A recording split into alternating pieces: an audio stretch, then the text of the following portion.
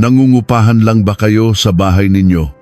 Isang malamig na pangungutya ang umalingaw-ngaw sa loob ng isang mamahaling fine dining restaurant sa Bonifacio Global City. Puno ng mapanlibak na ngiti ang mga labi ni Imelda, ang magiging biyenan ko. Saan ka nakapulot ng manugang na anak lang ng tagatinda sa palengke? Ang pagiging mukhang pera dapat may hangganan din. Mga salitang binitiwan sa mismong pamamanhikan na sumira sa aking pagkatao. Sa sandaling iyon, dahan-dahang tumayo ang aking ina. Nawala ang lahat ng emosyon sa kanyang mukha. Tila ito ang katahimikan bago ang isang malakas na bagyo. Nakaramdam ako ng kakatwang takot sa kanyang anyo. Salamat at narinig ko ang lahat. Mahina ang boses ni inay, ngunit sapat na ito para palamigin ang buong silid. Ngunit hindi nila alam ang tunay na pagkatao ng tila ordinaryong ale na iyon mula sa palengke.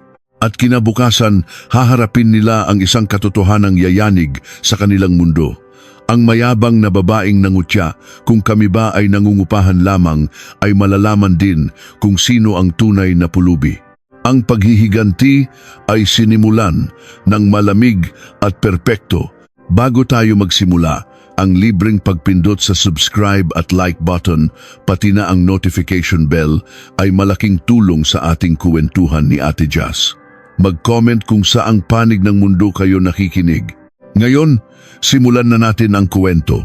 Sa isang lumang distrito ng Maynila kung saan puro usap-usapan lang ang redevelopment at 10 taon nang walang nagaganap na konstruksyon, may isang lumang 2-story house na tila pinag-iwanan ng panahon.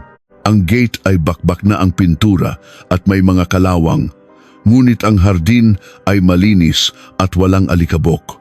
Iyon ang aming tahanan, ang tahanan naming mag-inang Jasmine at Aling Ofelia. Nang umagang iyon, 5:00 ng madaling araw. Gaya ng dati, si Aling Ofelia ang unang nagising. Isang oras siyang mas maagang nagising kaysa karaniwan. Hay nako, ito na pala ang araw na iyon. Ang anak ko magpapakasal sa gagong yon. Bulong ni inay habang namimitas ng sili at talbos ng kamote na siya mismo ang nagtanim. Ang malamig na hangin ng madaling araw ay dumampi sa magaspang niyang mga kamay. 30 taon nang nakikipagbuno sa buhay sa palengke, kaya baliwala na sa kanya ang lamig. Si Jasmine, paano na lang kung ganyan siya katarantado? Masyado ko yata siyang pinalaki sa layaw. Naku, sa edad kong to, pasakit pa rin ng ulo. Napabuntong hininga si inay at umiling. Sa 3 taong pag-aaral niya sa lalaking dinala ng kanyang anak, iisa lang ang kanyang konklusyon. Makisig lang sa labas, pero bulok ang kalooban. Pumasok si inay sa kusina at buong pag-iingat na naghanda ng almusal. Siya mismo ang naghiwa ng mga sangkap para sa sinigang na baboy at maingat na nagprito ng daing para sa anak. Inihahanda niya ang almusal na marahil ay ang huli na nilang pagsasaluhan. Ang dahilan kung bakit niya naisip na ito na ang huli ay simple lang, pagkatapos ng pamamanhikan ngayon, sigurado siyang isusuko ng anak niya ang kasal at matatapos na ang ugnayan nito sa lalaking iyon. Marco, guwapo sana ang batang yon, pero kabulukan ang nasa loob. Ang mga magulang kaya, anong klasing tao? Siguro, pare-pareho lang sila. Sabi ni Aling Ofelia sa sarili habang naghuhugas ng bigas. Mayroon siyang kakaibang kutob. Matalas ang kanyang pakiramdam sa mga tao, lalo na sa mga may masamang intensyon. Mula pa noong una niyang makilala si Marco, ang kanyang kutob ay nagsasabing, hindi puwede ang lalaking to. Matikas lang ang tindig, pero hindi pa nakaranas magbanat ng buto. Isang senyorito na laging umaasa sa pera ng ama at papalit-palit ng babae na parang nagpapalit lang ng medyas. Iyon ang pagsusuri ni inay kay Marco. Ngunit dahil patay na patay ang kanyang anak dito, wala siyang nagawa kundi pumayag sa kasal. Kailangan niya sigurong masaktan ng todo para matauhan. Habang pinipigilan ko, lalo lang magmamatigas yan. Iyon ang nasa isip ni inay. Alam din ni inay ang tungkol sa Gonzales Construction. Ilang beses na itong nasangkot sa kontrobersya dahil sa substandard na mga proyekto at nahihirapan na raw sa pinansyal. Sigurado, mamaya magsisimula na yang mga yan na magparinig tungkol sa mga regalo at kung anong maihahandog natin. Hindi nagkamali ang hula ni Inay. Pagsapit ng alas 7, narinig na ang kaluskos mula sa kwarto ni Jasmine. "Ma, nasaan yung medyas ko? Nakita mo ba? Yung bag ko, yung lipstick ko, nawawala." Si Jasmine ay higit 10 beses nang nagpalit-palit ng ayos sa harap ng salamin. Araw iyon ng pamamanhikan kasama ang kanyang nobyo sa loob ng 3 taon, si Marco. Nanginginig ang kanyang mga kamay. Hindi lang ito simpleng paghingi ng basbas para sa kasal. Ang pamilya ni Marco ay tanyag sa Forbes Park bilang may-ari ng isang malaking construction company at ang magiging biyenan niya ay kilalang napakataray. Sabi ng mga kaibigan niya, ang pamamanhikan daw ngayon ay parang isang job interview. Tatanungin kung ano ang mga ihahandang regalo, saan nakatira, ano ang trabaho ng mga magulang, lahat ay iimbestigahan. Aga-aga pa, ang gulo-gulo mo, baka mabasag na yang salamin sa katititig mo. Lumabas si Inay mula sa kusina kasabay ng mabangong amoy ng sinigang. Ang suot ni Inay ay ang dati niyang damit, isang maluwag na duster at isang luma ng t-shirt. Ang kanyang mga kamay ay laging basa at puno ng kalyo. Sa ilalim ng kanyang mga kuko, mayroon pang itim na mancha mula sa paglilinis niya ng gulay kahapon. "Ma, pamamanhikan ngayon. Sabi ko naman sa'yo, isuot mo yung beige na bestida na binili ko. Please ma, kahit ngayon lang." Nagmamakaawang sabi ni Jasmine. Napairap si Inay habang inilalapag ang mga kubyertos. "Anak, ang damit isinusuot ng tao. Hindi ang damit ang nagdadala sa tao. Dito ako komportable. Saka sa kainan tayo pupunta. Dapat komportable ang suot ko para makakain ako ng maayos. Paano kung masikip yung damit tapos hindi ako makahinga? Sinukat ko na yon ang sikip-sikip. Pero ma, sobrang formal ng mami ni Marco. Baka maliitin kanya, baka isipin nila na jologs tayo." Sumubo ng isang kutsarang sabaw si Inay at walang ganang sumagot. "Maliitin? Sinong maglalakas loob na maliitin tayo? Nagnakaw ba ako? May pinaiyak ba akong tao? Pinaghirapan ko ang pera ko para mapakain at mapag-aral ka. Yun ang pinakamarangal sa lahat. Basta, wag ka ng maraming satsat at kumain ka na." Dahil sa patuloy na pangungulit ni Jasmine, ibinagsak ni Inay ang kanyang kutsara. "Jasmine, alam ko na kung bakit ka nagkakaganyan. Kinakabahan ka at intimidated ka sa pamilya nila. Huwag ganyan, anak. Ano bang kulang sa atin?" May diin ang boses ni Inay. "Hindi dapat tayo yumuyuko sa harap ng ibang tao. Dapat may dangal tayo. Doon ka nila rerespetuhin. Kung ikaw mismo ang magpapaliit sa sarili mo, lalo ka nilang aapihin." Hindi na napilit ni Jasmine ang kanyang ina. Sa totoo lang, si Aling Ofelia ay tutol talaga sa kasal na ito mula pa sa simula. Bukod pa roon, hindi maganda ang mga naririnig niyang tsismis tungkol sa Gonzales Construction. Substandard ang gawa. Tsk! Hanggang kailan kaya tatagal yang kumpanyang yan? Narinig ko, ilang beses na raw tumalbog ang tseke nila. Alam na ni Inay ang baho ng Gonzales Construction. Sa palengke, marami siyang nakakausap na mga tao mula sa construction industry at lahat ng naririnig niya ay puro negatibo. Porma lang, pero walang laman. Malapit na yang bumagsak. Pagkatapos kumain, nag-ayos na si Jasmine. Sa huli, ang isinuot ni Inay ay ang dati niyang komportabling damit. Sumakay sila ng taxi papunta sa lugar ng pagkikita. Habang tumatawid sila ng EDSA papuntang BGC, unti-unting nagiging marangya ang tanawin. Matataas na gusali, kumikinang na mga imported na sasakyan. Lalong nahiya si Jasmine at pinaglaruan na lang ang magaspang na kamay ng ina na nakapatong sa kanyang hita. "Ma, kung sakaling may sabihin silang masama, please, tiisin mo lang muna ngayon, ha?" Sabi ni Marco. Siya na raw ang bahala sa gitna. Saka kung pag-usapan yung mga regalo, huwag kang magugulat. Inalis ni inay ang tingin sa labas at tinitigan ang anak. Kumikinang ang kanyang mga mata na tila kayang basahin ang lahat.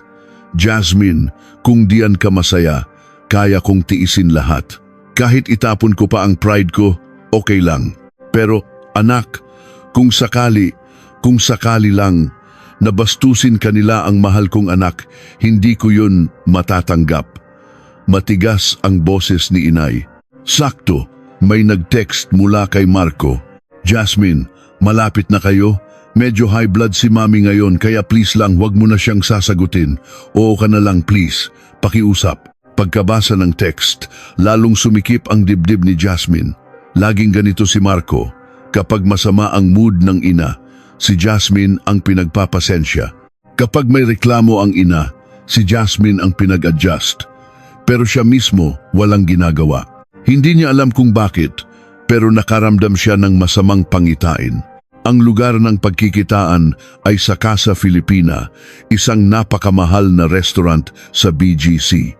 Mula pa lang sa entrada, nakakapanliit na ang malaking arkitektura at ang mga staff na nakasuot ng eleganteng uniforme. Sa gitna ng mga mamahaling sasakyang nagpapavalet, ang taxi na sinakyan namin ay mukhang basahan. Ma'am, nakataksi lang po kayo? Tanong ng staff na sumalubong sa amin at namula ang mukha ni Jasmine. Maigpit niyang hinawakan ang braso ng ina. Hindi sigurado kung para protektahan ito o para humugot ng lakas. Ma, tara na. Oo nga, kakain lang naman tayo, parang palasyo na to. Tara, si inay, sa halip na mahiya, ay taas noong naglakad. Ang kanyang likod ay tila nagmistulang napakalaki. Ngunit pagbukas ng pinto ng silid, isang kahihiyang hindi niya inaasahan ang naghihintay. Isang kahihiyang habambuhay niyang hindi malilimutan. Isang nakakapanlumo at nakakabastos na karanasan na babago sa buhay nilang mag-ina. Sa gabay ng staff, pumasok kami sa isang private room na tinatawag na Sampaguita Room. Ang ganda po ng pangalan, no? Sabi ng staff, na lalong nagpahiya kay Jasmine. Isang staff na nakasuot ng magarang barot saya, ang magalang na yumuko. Magandang hapon po, nauna na po ang pamilya ni Mr. Gonzales. Dito po tayo. Pagbukas ng pinto, isang mabangong amoy ang sumalubong sa amin. Napapalibutan ng mamahaling interior at malumanay na ilaw ang silid. Nandoon na ang pamilya ni Marco. Si Marco, ang kanyang amang si Mr. Gonzales at ang kanyang inang si Imelda. Pagpasok pa lang, parang hindi na ako makahinga. Ang bigat at lamig ng hangin, para akong pumasok sa isang korte. Si Imelda ay ang perpektong ehemplo ng isang donya ng Forbes Park. Mula ulo hanggang paa, puro logo ng mga mamahaling brand ang kanyang suot. Ang kanyang mga daliri ay puno ng malalaking singsing na kumikinang. Perlas na kuwintas, diamanting hikaw para siyang isang walking jewelry museum. Ang makapal niyang makeup at mataas na ayos ng buhok ay nagpapakita ng kanyang pagiging suplada. Mayroon siyang ngiti sa labi na hindi matatawag ng ngiti. Ito ay isang ngiti ng pangmamata. Aba, nandito na pala kayo, sabi ni Imelda. Nang hindi man lang tumatayo, bahagya lang niyang iginalaw ang kanyang ulo, isang pagbating walang bakas ng respeto. Tila isang reyna na nagbibigay limos sa kanyang alipin. Ang kanyang mga mata ay parang x-ray na sinusuri kaming mag-ina mula ulo hanggang paa. Mula sa simpleng bestida ni Jasmine, dahan-dahan itong bumaba sa maluwag na duster ni inay. Isang mabilis na ngisi ang sumilay sa kanyang labi nang makita ang luma nitong bag. Nakita ni Jasmine ang tingin na iyon, isang tingin ng paghamak. Ayan, tama nga ang hinala ko, tila iyon ang sinasabi ng kanyang mukha. Si Mr. Gonzales ay mukhang desente sa unang tingin, ngunit malamig ang kanyang mga mata. Maayos ang kanyang suot na suit, pero may bahid ng pag-aalala. Ang kanyang mga daliri na tumatapik sa mesa ay nagpapakita ng kanyang kaba. Mabilis na tumayo si Marco para ialok kami ng upuan.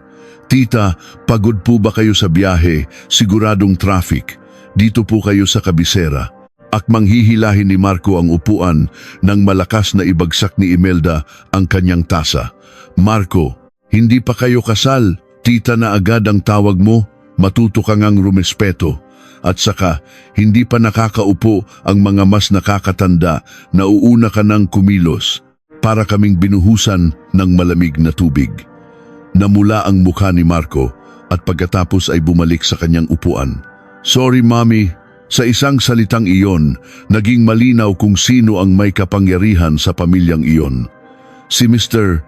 Gonzales ay tumawa lang ng pilit at umiwas ng tingin. Hayaan mo na, mga bata pa naman. Ngunit walang bigat ang kanyang boses. Malinaw kung sino ang reyna sa bahay. Tahimik na umupo si inay at tinitigan ng diretsyo si Imelda. Tila tingin ng isang leon na sinusuri ang kanyang bida, o tingin ng isang master na kinikilatis ang kalaban. Ngunit hindi naintindihan ni Imelda ang lalim ng tinging iyon. Para sa kanya, isa lang itong matandang walang modo na nakatitig sa kanya. Lalo pa niyang itinaas ang kanyang noo. Ikinagagalak ko po kayong makilala. Ako po ang ina ni Jasmine, unang bati ni inay na may kasamang pagyuko. Ngunit sa kabila ng paggalang na iyon, may nakatagong katatagan. Pinunasan ni Imelda ang kanyang bibig gamit ang napkin at tamad na sumagot. Ah, oo. Ako ang nanay ni Marco. Ninapagod siguro kayo. Wala kayong sasakyan, di ba? Mahirap sigurong makakuha ng taxi. Ang unang salita pa lang, mayroon ng tinik. Tila gusto niyang kumpirmahin na wala kaming sasakyan. Opo. Hindi po kasi ako mahilig mag-drive, kaya mas gusto ko ang public transport, mahinahong sagot ni inay. Isang kasinungalingan, wala siyang lisensya. Ah, ganun ba? Kami kasi may driver, kaya komportable. Sa susunod, ipapasundo ko na lang kayo. Alam mo na, yung amoy ng jeep o taxi, dumidikit sa damit. Hindi maganda habang kumakain. Nag-init ang mukha ni Jasmine. Amoy? Ang kanyang ina ay naligo at nagsuot ng pinakamalinis niyang damit. Excuse me po, hindi po mabaho ang nanay ko. Akmang sasagot si Jasmine nang tapikin ni Marco ang paa niya sa ilalim ng mesa. Isang senyas na tumahimik na lang siya. Jasmine, okay lang, bulong ni Marco. Ngunit ang salitang okay lang ay parang isang patalim kay Jasmine dahil hindi iyon okay. Hindi pinansin ni Imelda si Jasmine at sinimulan na ang interogasyon. Ginang, narinig ko sa palengke ka raw nagtitinda. Ano pong tinda ninyo? Ang tono niya ay tila magalang, pero ang paghila niya sa dulo ng mga salita ay nakakairita, para siyang nag-iimbestiga. Daing at tuyo po, maikling sagot ni inay. Tila ayaw na niyang pahabain pa ang usapan. Ah, daing at tuyo. Ngumisi si Imelda at kumunot ang noo na parang may nakitang marumi. Yung mga tuyo, pusit, ganoon. Kaya pala pagpasok ninyo, may naamoy akong malansa. Alam mo na, ang amoy palengke, mahirap tanggalin. Maselan pa naman ang pang-amoy ni Marco, hindi yan kumakain ng ganyan. Naku, problema to. Ito ay isang direktang insulto. Nagsimulang manginig ang mga kamao ni Jasmine. Nagtimpi siya ng nagtimpi, ngunit malapit na siyang sumabog. Ngunit si inay ay hindi nagbago ng ekspresyon at uminom lang ng tubig. Ang amoy ng buhay, pare-pareho lang. Kapag amoy pera lang ang hinahanap mo, baka makalimutan mo ang amoy ng mga bagay na mas mahalaga. Sa matalinghagang salita ni inay, kumibot ang kilay ni Imelda, ngunit hindi siya nagpatinag. Naku, ang galing ninyong magsalita. Sabi nga nila, kapag taga-palengke, dapat malakas ang boses at magaling mambola. Ganyan na ganyan ka nga. Pero di ba, mahirap na ang negosyo sa palengke ngayon. Andyan na ang mga malalaking supermarket at online shopping. Patuloy na minamaliit ni Imelda si inay. Tila alam niya ang lahat tungkol sa aming buhay. Ang tensyon ay hindi na mapigilan. Hindi malaman ni Jasmine kung ang pagkain ba ay pumapasok sa bibig o sa ilong niya. Halos hindi na siya makagalaw. Sinubukan ni Mr. Gonzales na ibahin ang usapan, ngunit walang epekto. Si Jasmine nga pala, Saan siya nagtapos ng kolehiyo? Tanong ni Imelda habang eleganteng hawak ang tasa. Sa University of Santo Tomas po, mahinang sagot ni Jasmine. Ah, doon? Okay lang. Napabuntong hininga si Imelda na tila dismayado. Sa panahon ngayon, kung hindi ka galing Ateneo, La Salle, o UP, hindi ka na pinapansin. May trabaho ka ba? Saan? Sa isang maliit na kumpanya po. Lalong humina ang boses ni Jasmine. Maliit na kumpanya? Magkano ang sahod? Dapat may sarili ka ring pera. Kailangan mong suportahan si Marco, di ba? Walang tigil ang mga tanong ni Imelda. Bawat isa ay sumusukat sa aming kakayahang pinansyal. Para siyang isang examiner na sinusuri ang isang aplikante. Pinapanood lang ni Inay ang unti-unting pagliit ng kanyang anak at mahigpit na kinuyom ang kanyang kamao sa ilalim ng mesa. Nanginginig ito sa galit.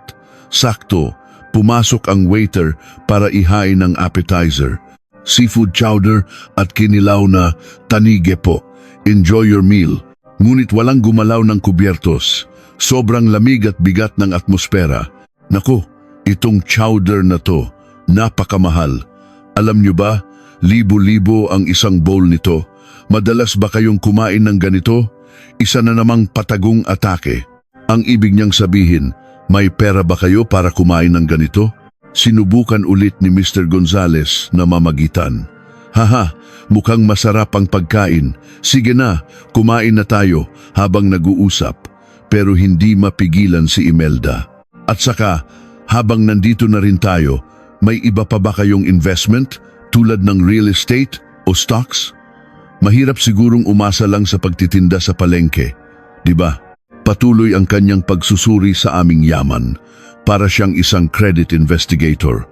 Si Marco ay nakayuko lang sa buong oras na iyon. Paminsan-minsan, tinitingnan niya si Jasmine na parang humihingi ng tawad pero hanggang doon lang. Wala siyang lakas ng loob na sumagot sa kanyang ina. Marco, magsalita ka naman, pakiusap ni Jasmine. Pero umiwas lang ng tingin si Marco. Ganyan lang talaga si Mami, Prangka. Intindihin mo na lang, Jasmine. Mag-usap na lang tayo mamaya. Sa ganitong lalaki ba ako magpapakasal? Nagsimulang magkaroon ng duda sa isip ni Jasmine. Ang Marco na kilala niya sa loob ng 3 taon. Ganito ba talaga kahina? Tahimik lang na umiinom ng tubig si Inay, pinapanood ang lahat. Sa kanyang katahimikan, may isang mapanganib na enerhiya, ngunit walang nakapansin. Lalong lumakas ang loob ni Imelda. Dahil walang sumasagot, lalo siyang naging agresibo. Teka, may mga insurance ba kayo? Kung sakaling may mangyari, si Marco ang sasalo sa lahat, di ba? Dapat pinaghahandaan yan. Ngayon, hayagan na niya kaming tinatratong parang pabigat. Ngunit ang tunay na impyerno ay magsisimula pa lang.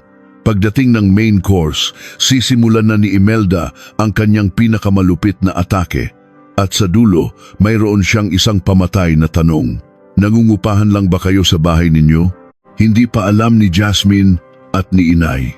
Hindi pa nila alam kung gaano kalaking bagyo ang idudulot ng isang tanong na iyon at kung gaano katindi ang isang aling Ophelia na nasa gitna ng bagyong iyon. Dumating ang main course na lechon de leche pero wala pa rin gumagalaw ng kubyertos. Maayos na inihain ng waiter ang pagkain ngunit ang hangin sa silid ay nagyeyelo pa rin. Eleganteng iniikot ni Imelda ang kanyang wine glass at nagsimula na namang magtanong na parang isang piskal sa korte. Malamig niyang tiningnan si Jasmine at Inay. Si Marco, tulad ng alam ninyo, lumaki sa yaman, nag-aral sa ibang bansa at ngayon nagtitraining na sa kumpanya ng daddy niya. Pinalaki ko yan na hindi nababasa ang kamay sa tubig, may pagmamalaking sabi ni Imelda. Ngunit sa kanyang pagyayabang, may intensyong maliitin ang iba. Pero si Jasmine, maaga raw namatay ang ama, di ba? Kapag lumaki sa sirang pamilya, kulang sa gabay. Hindi ko alam kung magkakasundo kayo sa pamilya namin. Sa salitang iyon, namutla si Jasmine. Ang alaala ng kanyang ama, gagamitin laban sa kanya, masakit at nakakagalit, pero hindi siya makapagsalita. Sumusobra na po yata kayo. Ibinagsak ni inay ang kanyang kutsara at mahinang nagbabala. Ngunit hindi tumigil si Imelda.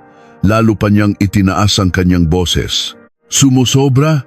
Sinasabi ko lang ang katotohanan. Ang kasal ay hindi isang laro ng pag-ibig.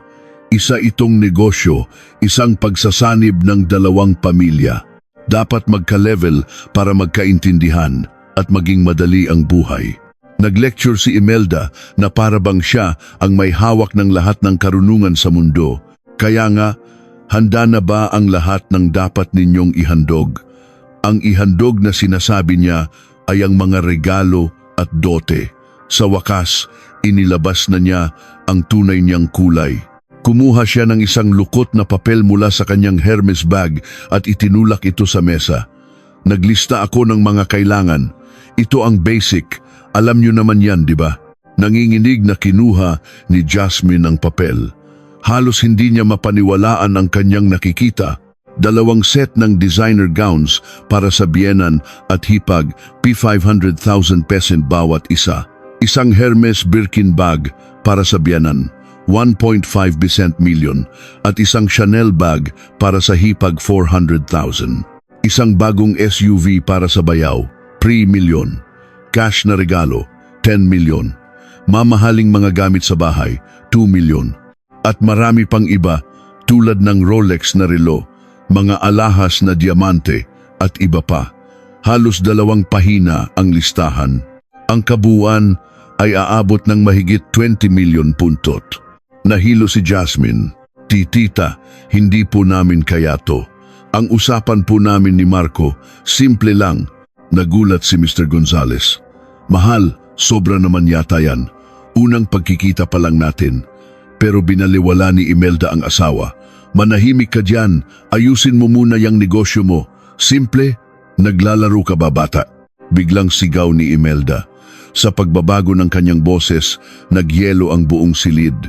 Alam mo ba kung magkano ang bahay na titirhan ninyo? Isang mansyon sa Dasmariñas Village, 300 milyon ang halaga. Tapos ikaw, katawan mo lang ang dala mo, kapal ng mukha mo. Gusto mong makilibre, may hiya ka ba? Lalong lumakas ang boses ni Imelda, parang nasa palengke. Nawala na ang lahat ng kanyang class. Si Marco, nakayuko lang. Sinulyapan siya ni Jasmine na humihingi ng tulong, pero umiwas ito. Marco, sabihin mo isang bagay. Nagmamakaawang tingin ni Jasmine. Pero pabulong lang na sumagot si Marco. Jasmine, sundin na lang natin si Mami para walang gulo at para sa ikabubuti natin. Sa kanyang kaduwagan, napaiyak si Jasmine. Sa ganitong lalaki ba ako umasa? Ang 3 taon ay parang isang kasinungalingan. Tahimik pa ring nakaupo si inay, pinapanood ang lahat. Hindi nagbabago ang kanyang ekspresyon na lalong nakakatakot at doon sinimulan ni Imelda ang kanyang pinal na atake. Ginang, doon kayo nakatira sa lumang lugar na yon, di ba? Yung puro chismis lang na ire-redevelop. Akmang sasagot si inay nang putulin siya ni Imelda. Naku, kitang-kita na. Sa itsura ninyong yan, paano kayo magkakaroon ng sariling bahay? Biyuda, nag-iisang nagpapalaki ng anak sa pagtitinda. Siguradong pagod na pagod ka na. Lalong tumalas ang dila ni Imelda, parang nagbubudbod ng asin sa sugat. Mahal, tama na yan, awat ni Mr. Gonzales. Ngunit hindi na mapigilan si Imelda. Gusto niyang tuluyang durugin ang aming pagkatao. Tinaas niya ang isang sulok ng kanyang labi, isang ngiting demonyo. Nangungupahan lang ba kayo sa bahay ninyo? O baka naman nakikitira lang? Biglang tumahimik ang lahat. Tila huminto ang oras. Dumagundong ang puso ni Jasmine. Ang bahay na pinaghirapan ng kanyang ina, ang bahay na puno ng dugot pawis niya, ganito lang babastusin? Sarili po naming bahay yun. Pinaghirapan ng nanay ko. Huwag niyo pong bastusin. Umiiyak na sigaw ni Jasmine. Ngunit lalong tumawa si Imelda. Sariling bahay. Yung parang babagsak ng bahay na yon. Ipinagyayabang mo pa. Ang halaga niyan, hindi pa aabot sa presyo ng banyo namin. Kahit ibenta niyo pa yan, kulang pa sa mga regalo. Saan ka kumukuha ng lakas ng loob para ang kinin ng anak ko? Ang pagiging isip squatter may hangganan din. Ibinagsak ni Imelda ang baso. Tapusin na to. Hindi ako papayag sa kasal na to. Saan ka nakakita ng manugang na anak ng taga-palengke? Kahit patayin niyo pa ako, hinding-hindi. Sa sandaling iyon, dahan-dahang tumayo si inay. Nawala ang lahat ng emosyon sa kanyang mukha. Hindi galit, hindi lungkot, kundi isang malamig na kawalan. Tila ang katahimikan bago ang bagyo. Dahan-dahan niyang tinupi ang napkin sa mesa. Nakakatakot ang kanyang kilos. Salamat at narinig ko ang lahat. Mahina ang boses ni inay pero sapat na para palamigin ang buong silid. Tila isang tinig mula sa impyerno. Tama ka, hindi talaga tayo magka-level. Kaya hindi na matutuloy ang kasal na to. Para makipag-usap sa isang tao, dapat mukha muna siyang tao. Ano? Sinong sinasabihan mo niyan? Namumulang sigaw ni Imelda. Aba, natauhan ka rin. Sige, umalis na kayo. Kami na ang magbabayad ng pagkain. Ituring nyo na lang na limos. Hinablot ni inay ang kamay ni Jasmine. Ang higpit ng hawak niya parang mababali ang aking pulso. Ito ang lakas na hinubog ng 30 taon sa palengke. Tara na, Jasmine. Mabubulok lang ang tenga natin dito. Ang dumi, iniiwasan, hindi kinatatakutan. Lumabas si inay nang hindi lumilingon.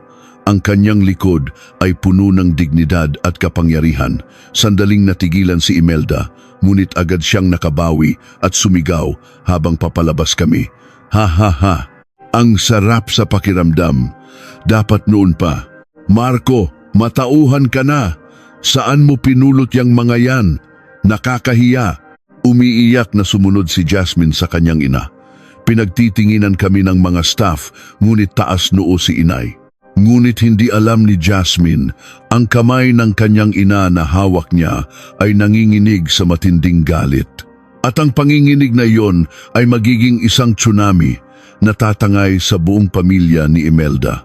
Malalaman nila bukas kung sino talaga ang ina niya. Ang tinawag nilang taga-palengke ay isang nilalang na hindi nila kayang isipin, at ang kahihiyan ngayon ay ang kanilang pinakamalaking pagkakamali.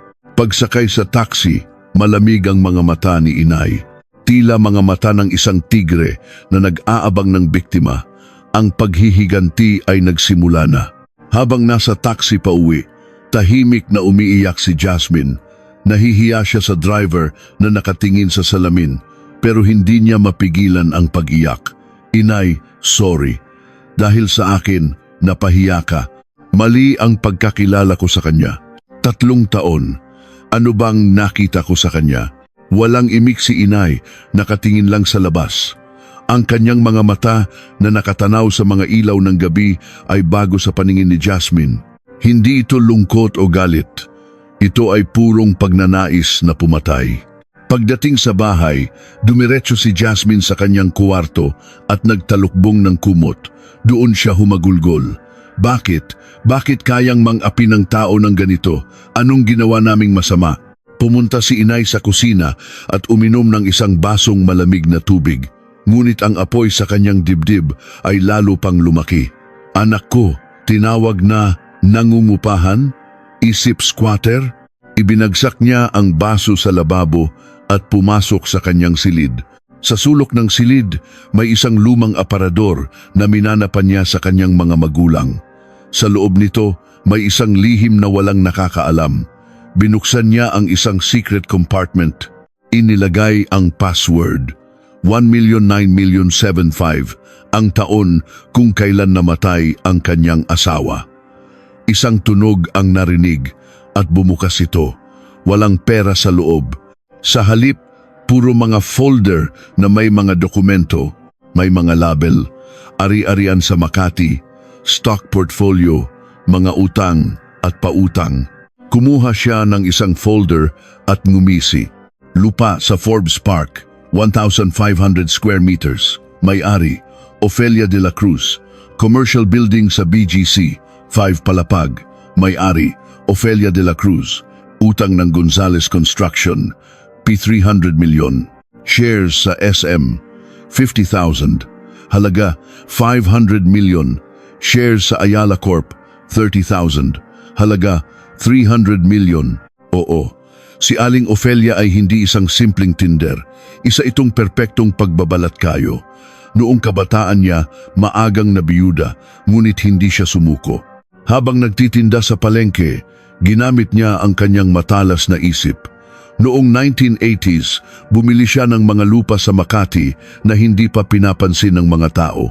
Noong 1990s, namuhunan siya sa mga kumpanyang nagsisimula pa lang.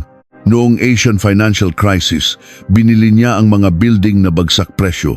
Magbenta kapag lahat ay sakim, bumili kapag lahat ay takot. Iyon ang kanyang pilosopiya. Sa loob ng 40 taon, hindi siya nalugi. Siya ang tinaguriang reyna ng pera na kinatatakutan kahit ng mga pinakamayayamang tycoon sa bansa. Iyon ang tunay na pagkatao ni Aling Ofelia.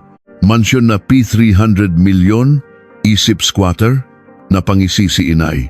Ang yaman niya ay hindi hamak na mas malaki kaysa sa buong angkan ni Imelda. Itinago niya ito para palakihing simple at mapagkumbaba si Jasmine. Tinawag nilang pulubi ang anak ko, yung mansyon na ipinagyayabang nila. Alam ba nila kung kaninong lupa nakatayo yun?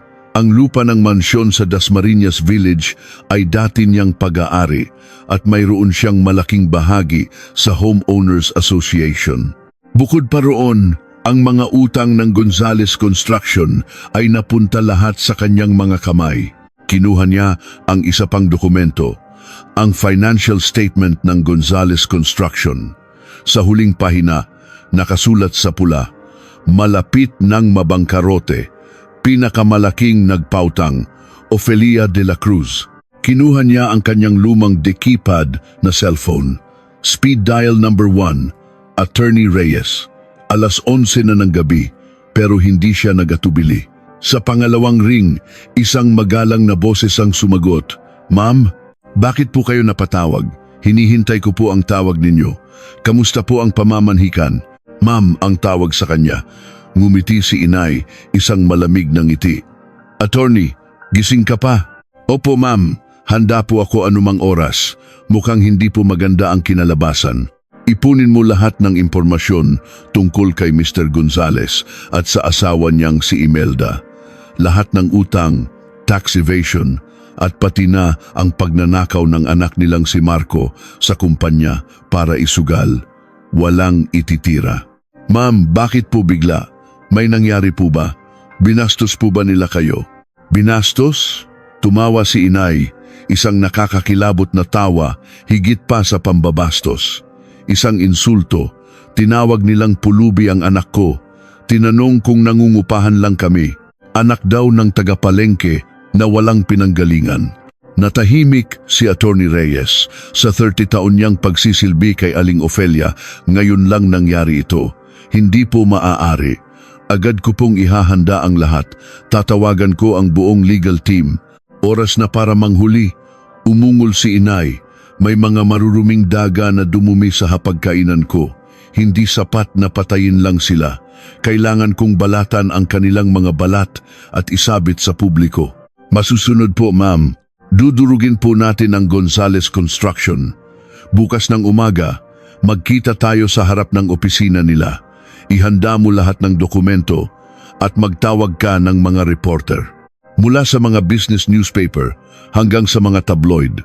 Kailangan natin ng mga manonood." "Opo ma'am, alas 8 ng umaga, nandoon na po kami." Pagkababa ng telepono, bumulong si inay habang nakatingin sa labas. Sino kaya ang tunay na pulubi bukas? Sino ang tunay na walang pinanggalingan? Narinig niya ang pag-iyak ni Jasmine. "Anak, ipaghihiganti ka ni inay. Luluhod sila sa harap mo at magmamakaawa." Kinuha niya ang isa pang dokumento. Listahan ng mga kliyente, bangko at supplier ng Gonzales Construction. Nag-text siya ulit kay Attorney Reyes. Tawagan ang mga bangko, ipa-freeze ang lahat ng loan nila. Tawagan ang mga supplier, itigil ang lahat ng transaksyon sa kanila. Tapos na ang paghahanda. Bukas, matitikman ng pamilya Gonzales ang impyerno. Hindi pa sumisikat ang araw, pero ang paghihiganti ni inay ay nagsimula na. Kinabukasan, alas 8 ng umaga, Sa harap ng opisina ng Gonzales Construction, iba ang kapaligiran. Nakahilera ang mga itim na sasakyan at puno ng mga taong nakasuit. Si Attorney Reyes ay nasa unahan.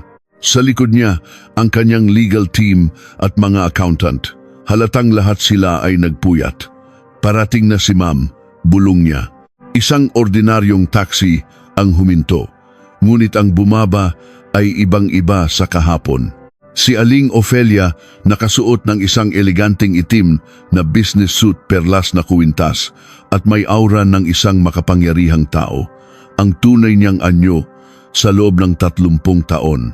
Ma'am, handa na po ang lahat, magalang na bati ni Attorney Reyes. Ang mga reporter mula sa Inquirer, Business World at 3 online news sites ay nandito na. Mabuti, magsimula na tayo. Tiningnan ni Inay ang 15 palapag na gusali. Panahon na para magbayad sa pagpapaiyak sa anak ko.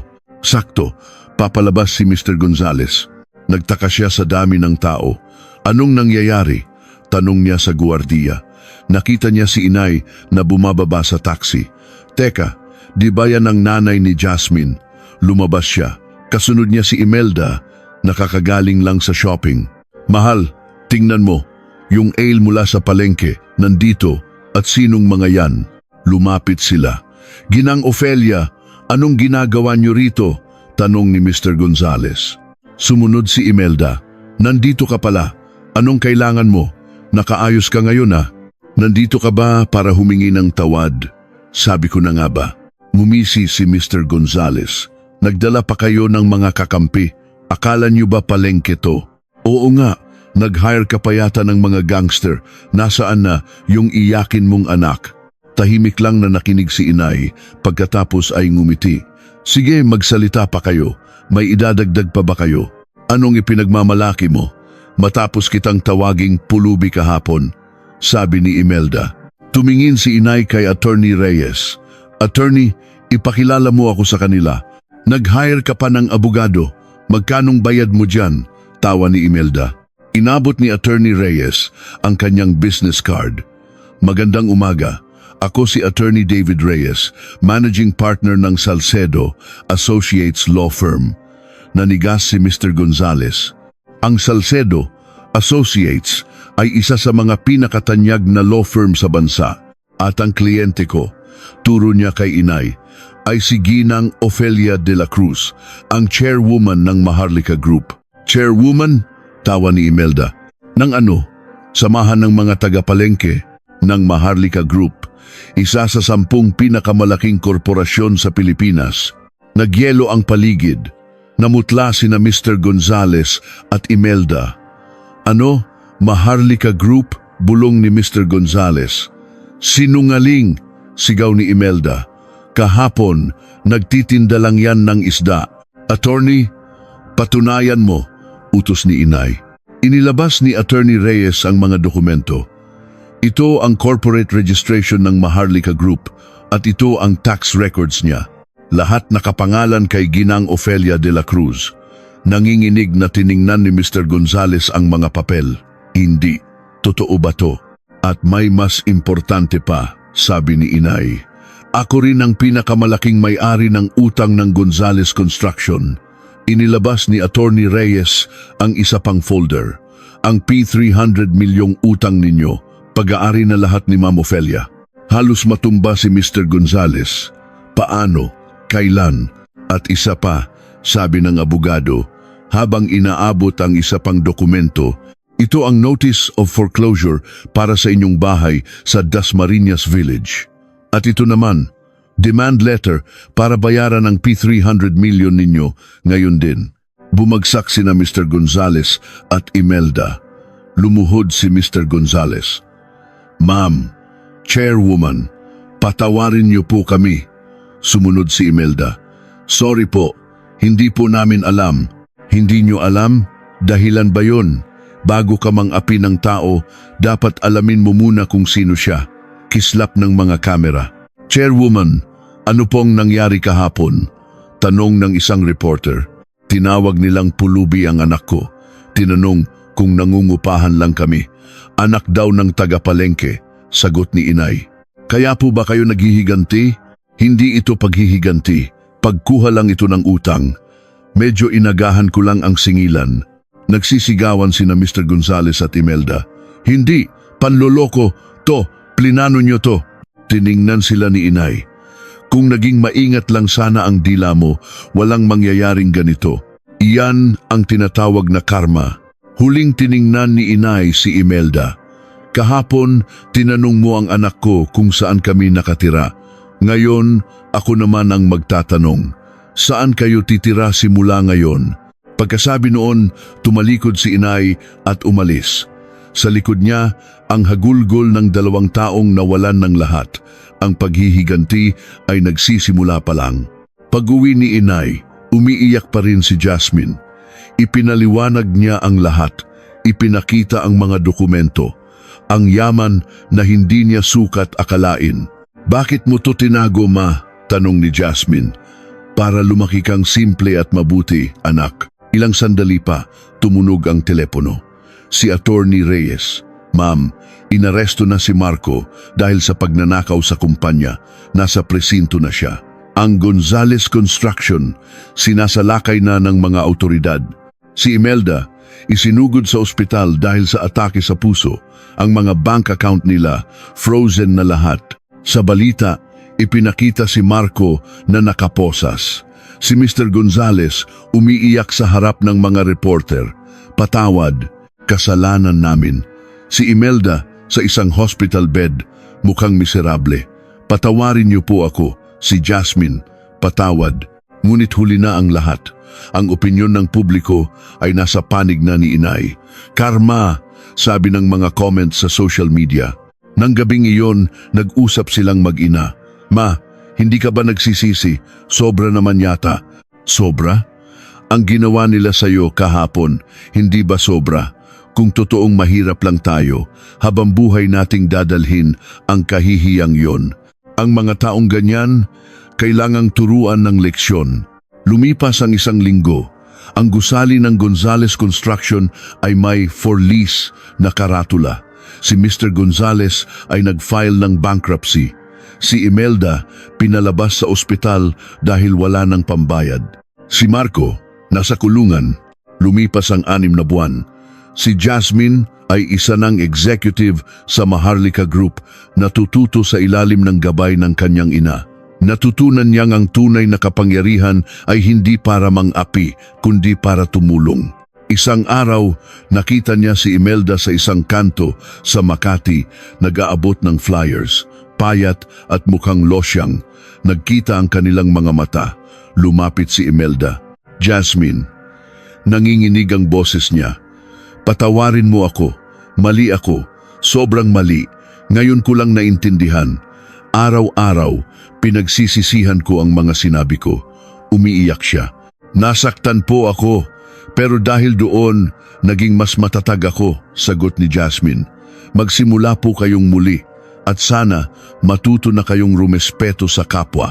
Tumalikod si Jasmine at umalis. Naiwan si Imelda na humahagulgol. Nang gabing iyon, habang kumakain sila ng sinigang, ikinuwento ni Jasmine ang nangyari. Ma, mukhang nagsisisi na talaga siya. Mabuti naman kung ganoon. Iyan ang tunay na aral.